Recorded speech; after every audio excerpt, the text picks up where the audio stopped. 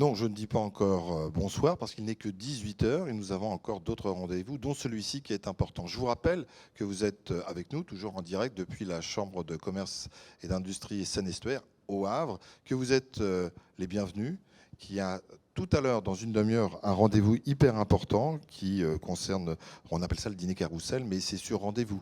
Donc si vous ne l'avez pas fait, c'est plus compliqué de vous accueillir. En revanche, à partir de demain, au cœur de cette semaine de la PME ici, eh bien, vous avez toute raison et toute latitude pour venir nous rejoindre, pour rencontrer des chefs d'entreprise, les accompagnants, ceux qui font que leur projet ou leur entreprise puisse se développer à l'international, mais aussi se développer sur le territoire à base d'innovation ou d'accompagnement. Donc vous avez tout à gagner à venir nous rejoindre. Mais je suis déjà très content que vous soyez avec nous en direct pour ce dernier rendez-vous télévisé en compagnie de François Tinel. François, bonsoir. Bonsoir. Vous êtes le directeur des entreprises et des territoires et des flux au sein du Crédit Agricole Normandie-Seine. Vous êtes partenaire de cette édition, vous l'étiez déjà des précédentes. On va y revenir dans un instant. Ce qui va nous intéresser, tout d'abord, si vous en êtes d'accord, c'est peut-être de faire un bref récapitulatif sur l'importance du Crédit Agricole Normandie-Seine sur le territoire national, mais je pense que vous allez me dire qu'il y a des similitudes, notamment sur des choses qui se passent au national et au niveau régional. Juste quelques mots sur la représentation. Et puis après, on va s'intéresser à une réalité qui nous a rattrapés il n'y a pas encore si longtemps. Donc très rapidement, Crédit Agricole Normandie-Seine, c'est une banque territoriale, coopérative, qui agit sur les 2 départements de Seine-Maritime et de l'Eure. On a, pour les clients particuliers, 140 agences qui accueillent les clients tous les jours. Et puis, on représente grosso modo un tiers des Hauts-Normands. C'est à peu près pareil sur les entreprises, à peu près un tiers des entreprises du territoire, évidemment leader sur l'agriculture, puisque 90% des agriculteurs sont nos clients, ça c'est historique, mais globalement en progression sur tous les marchés, puisque on propose, je crois, un modèle de proximité, de décision en proximité, de proximité physique via nos sites.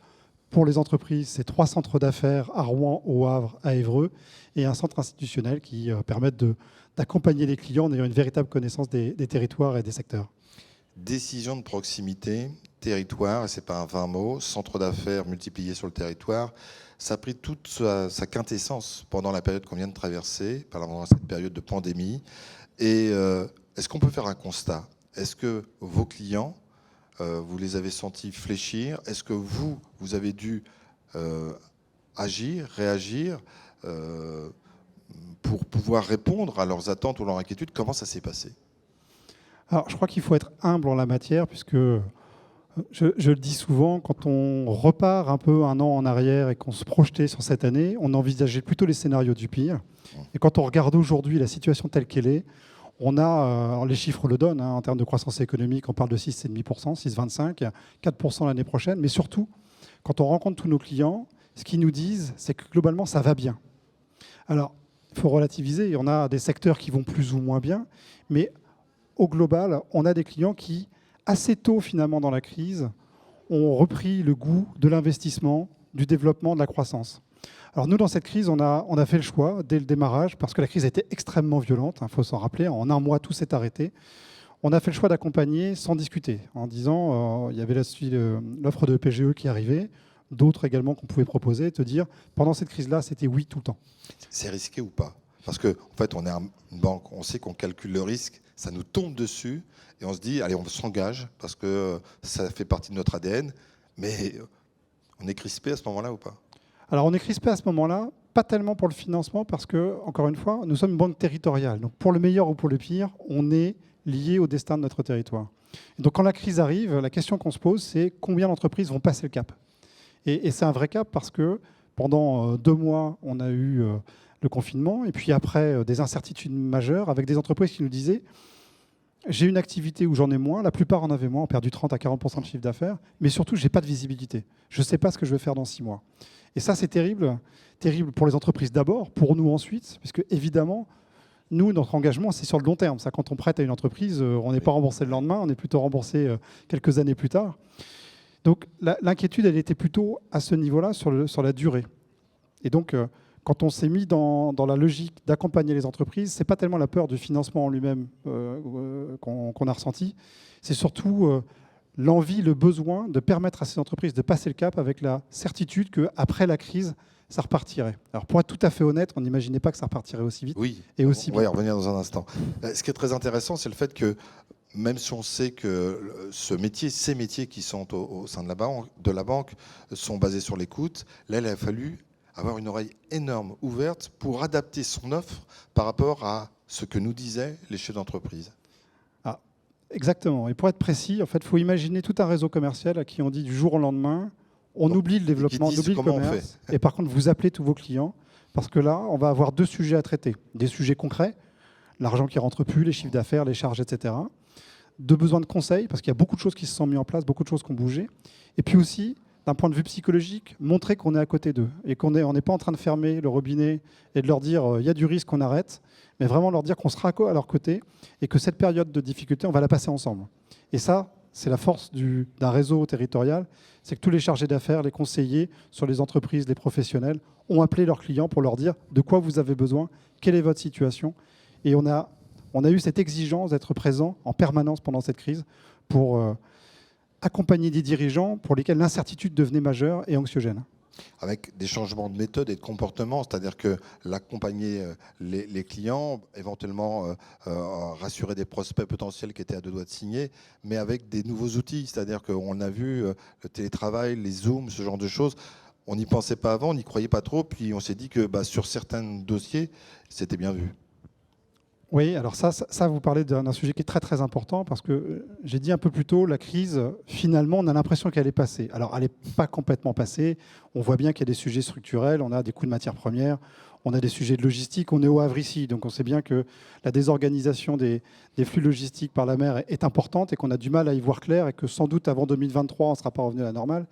Mais il y a aussi un certain nombre de tendances de fond qu'on voyait émerger avant la crise et qui sont encore renforcées et qui imposent aux entreprises des transformations qui peuvent être massives. Celle dont on parle aujourd'hui massivement, c'est le sujet des ressources humaines, avec des problématiques d'accès, enfin des entreprises qui nous disent tous les jours, je cherche des compétences, je cherche des gens, je suis prêt à les former, je suis prêt à les payer, mais ils ne viennent pas, ils ne sont pas là et on ne comprend pas. Et des sujets de compétences. Aujourd'hui, contrairement à ce qu'on pourrait imaginer, les compétences qui manquent ne sont pas des compétences d'ingénieurs, de grands diplômés, ce sont des compétences de techniciens compétents pour être présents dans les entreprises, pour faire tourner des machines, pour apporter, je dirais, le lien dans l'entreprise entre l'activité, le management, et c'est ces compétences-là qui manquent. Donc on a un sujet d'accompagnement, c'est pour ça qu'on lance des plateformes, qu'on a lancé il y a 2 ans une plateforme pour aider au recrutement, etc. Il y a le sujet des transitions numériques qui ont pris un poids massif. Et aujourd'hui, je pense qu'une entreprise qui ne se positionne pas sur ces sujets, que ce soit en optimisation de sa performance ou que ce soit en distribution, a une vraie question à se poser sur son avenir. Et donc ces transitions, il faut qu'on les accompagne. C'est pour ça qu'on aide avec le village ICA, on accompagne des startups pour les accélérer, mais on s'en sert aussi de hub. Et puis il y a le sujet de la transition énergétique, écologique, qui prend le poids, on le voit dans les discussions, dans les débats pour la présidentielle, ça va être massif. Mais pour les entreprises, c'est aussi un sujet d'importance parce que nos concitoyens attendent que ces sujets soient traités par le politique, mais ils attendent aussi, soit par conviction, soit par délégation, que les entreprises prennent ce sujet-là et dans leurs propositions et intègrent ces dimensions. Donc ces transformations, elles sont massives et la crise les a considérablement accélérées. Je ne jette pas l'eau sur les politiques. Ils attendent des choses des politiques, ils attendent des choses plus rapides et immédiates, en fait, de ceux qui les accompagnent au quotidien. Il faut dire, je pense aussi la réalité. Vous avez parlé du village BCA, ça va renforcer ce que je voulais dire. C'est pour accompagner les entreprises, mais aussi en interne. C'est un changement, un mode de fonctionnement. Il a fallu faire passer le message. Il est passé très rapidement. Vos collaborateurs, les conseillers, ont très vite compris et se sont aussi inscrits dans ce qui avait été déjà développé. Et c'est pour ça que je parle du village BCR, parce qu'on est à la pointe de la technologie des startups. Oui, alors, start-up, c'est vrai, mais pas que start-up. Justement, on a voulu faire de ce village un lieu de rencontre pour que des entreprises, qu'ils soient partenaires ou pas du village, puissent venir, puissent travailler ensemble, créer du lien, créer du business. Et puis, dans cet environnement-là, d'innovation, alors d'innovation technologique, d'innovation de marché, mais aussi d'innovation de pratique. On développe des offres de formation pour aider les entreprises à imaginer des nouvelles façons d'innover en interne, que ce soit dans leur mode de management, dans des outils ou dans des façons d'appréhender des problématiques qui parfois sont difficiles. Parce que si je suis un grand groupe comme le Crédit Agricole ou comme des gros corporates, j'ai des moyens, j'ai des équipes, j'ai des moyens de penser tout ça. Si je suis une PME d'une cinquantaine, une centaine de personnes, je ne vais pas forcément payer un laboratoire d'innovation de 2 ou 3 personnes. Je n'ai pas les moyens de le faire, c'est compliqué à entretenir. Et avec le village, on essaie d'apporter ces solutions-là, de telle sorte que n'importe quelle entreprise, quelle que soit sa taille, puisse trouver là des acteurs, des réseaux, puisse proposer par exemple des projets qu'on va soumettre à une communauté de 1000 startups dans l'univers des villages pour imaginer des solutions ou se former, accompagner leurs équipes. Alors, on va aller à la sortie de crise. Et puis on va voir le rebond dont vous avez parlé, qui est surprenant. On ne s'attendait pas à ce rebond-là, à ce niveau-là, du moins. Cette sortie de crise, c'est aussi un constat sur quelles ont été les conséquences pour les chefs d'entreprise qui ont plutôt bien géré les choses. Est-ce qu'il y a eu des faillites importantes? Est-ce que c'est sur leur front de roulement qu'ils ont fait des efforts? Comment ça s'est passé? Alors là, je vais vous surprendre. On a un univers de risque qui est le plus bas qu'on a connu depuis, je dirais, des décennies. Alors ça paraît très très surprenant en sortie de crise, c'est surprenant. mais ça montre plusieurs choses. Un, les dispositifs publics, dispositifs des banques, etc., qui ont été efficaces, dispositifs des chambres de commerce également, mais aussi la résilience des entreprises. Et on voit année après année que les chefs d'entreprise ont intégré de l'agilité, de la souplesse pour être capables de réagir en temps réel aux situations. Temps réel quand il s'agit de couper des charges, de réduire une exposition, de s'adapter à des nouvelles formes d'activité quand un débouché se ferme, aller en chercher d'autres. Et puis, très rapidement, quand ça redémarre, de se relancer dans cette dynamique. Et nous, cette année, par exemple, et on n'est pas les seuls, on va faire une année de financement très importante, non pas pour aider les entreprises à sortir de la crise, mais pour financer des projets, financer des acquisitions, financer des remises à niveau de chaînes de production, des stocks, etc. Parce que très tôt, je disais tout à l'heure, mais nos entrepreneurs se sont projetés dans l'après-crise. Alors, c'est peut-être aussi ce qui explique pourquoi aujourd'hui ça va bien, enfin ça va mieux en tout cas. Mais très tôt, les entreprises se sont dit il faut que je profite de ce rebond parce que ceux qui sortiront devant seront ceux qui gagneront demain.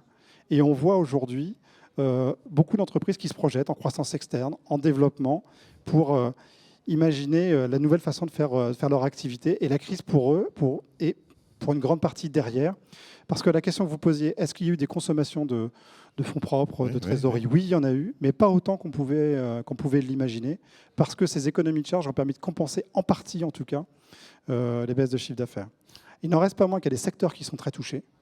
L'hôtellerie en partie a été touchée, l'événementiel professionnel a été très touché, mais globalement, si je regarde le BTP, ça va plutôt pas mal. Je mets de côté les coûts de matières premières.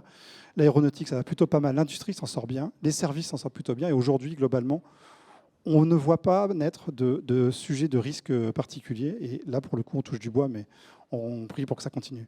Il y a juste ce problème de supply chain entre l'automobile, les pièces qui nous viennent parfois et qui mettent un peu en attente, en stand-by certaines grosses entreprises comme Renault, pour ne pas les citer. On est en train de découvrir que finalement, Shanghai, par voie de mer, c'est 20 000 km. Et alors, le commerce international ne va pas s'arrêter du jour au lendemain parce que les chaînes de production mondialisées sont comme ça et il y a une logique économique à ça. Mais on voit que toutes les réflexions sont en train de revenir sur une logique, qu'est-ce qui est essentiel pour moi et qu'est-ce que je dois traiter à proximité. Et là, je voudrais saluer tous les travaux des chefs d'entreprise aujourd'hui qui se mettent en réseau pour repenser ces modèles de solidarité entre entreprises. Ce n'est pas de l'association, on parle bien de business, mais qui se disent, moi, si je veux être résilient, il faut qu'autour de moi, mon tissu économique soit résilient. Et plus je vais pouvoir sécuriser autour de moi des écosystèmes, et plus je serai fort demain.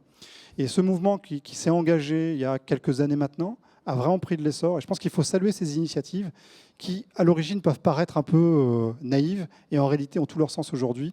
Et on voit que le poids de la proximité, de la région et de ces écosystèmes est très très fort aujourd'hui et probablement est amené à se renforcer. Et ça rentre même maintenant dans le débat politique. On dit souvent c'est la nature humaine, on tire du bien d'un mal. Et cette pandémie aura permis soit la résilience, soit d'être vigilant. Et puis cette solidarité qu'on espérait et qui est arrivée, et pas uniquement qu'au niveau sanitaire. On l'a vu également et vous venez d'en témoigner au niveau économique. Rebond, les entreprises repartent. Elles se disent c'est l'occasion, on va se développer à l'international. Eh bien non, pas tout à fait. Alors en fait, c'est un peu un point d'interrogation pour moi. Parce que en France, c'est vrai que beaucoup d'entreprises, et c'est vrai dans notre région, ont un regard très local. Et je vais prendre juste une illustration. On a des startups dont les modèles sont par définition transposables et qui, quand elles développent leur business model, pensent ma ville, ma région, mon pays, et après l'international. Et si on se compare au monde anglo-saxon, c'est à peu près le raisonnement inverse qui est fait. Alors qu'aujourd'hui, on a développé des solutions qui facilitent, qui permettent de faire cette prise de risque de manière assez mesurée. Donc on offre beaucoup de solutions, nous, en interne au Crédit Agricole, avec nos partenaires, avec la BPI. Il y a des solutions qui finalement sont accessibles, et on voit que ça a du mal à prendre, alors que, objectivement, l'international est un débouché qui sécurise, qui permet de se développer et qui permet de faire grandir les entreprises au-delà du chiffre d'affaires dans leur maturité interne. Donc on pousse beaucoup pour que les entreprises prennent conscience de cet enjeu, mais ce n'est pas toujours évident. C'est encore une frilosité nationale. Encore. C'est pas que normand, c'est national. Non, c'est très national et c'est très lié à notre structure de PME ou dans l'ordre des priorités. La priorité est souvent donnée au réseau de proximité, ce qui est une force, mais il faut savoir parfois s'en détacher pour aller chercher au-delà. François Tinel, il nous reste peu de temps. Si vous aviez 3 conseils à donner aux dirigeants, chefs d'entreprise qui nous écoutent, qu'est-ce que vous leur diriez ? On a parlé d'international. Je leur dirais, regardez l'international, interrogez votre banquier, et si c'est nous, c'est encore mieux, mais interrogez votre banquier, interrogez vos partenaires, allez voir BPI. Il y a tout un tas de solutions, de garanties sur des mises de fonds propres, de sécurisation, d'aide à la prospection, d'aide à l'implantation. Il y a plein de choses qui peuvent se faire par petites touches dans certains pays. C'est un levier de développement.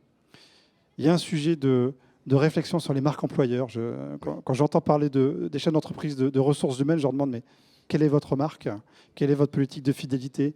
Comment allez-vous chercher vos collaborateurs? Et il y a sans doute un sujet de modernisation de la façon dont je perçois mes locaux, les nouvelles formes de travail, la nouvelle promesse du contrat de travail pour attirer du monde.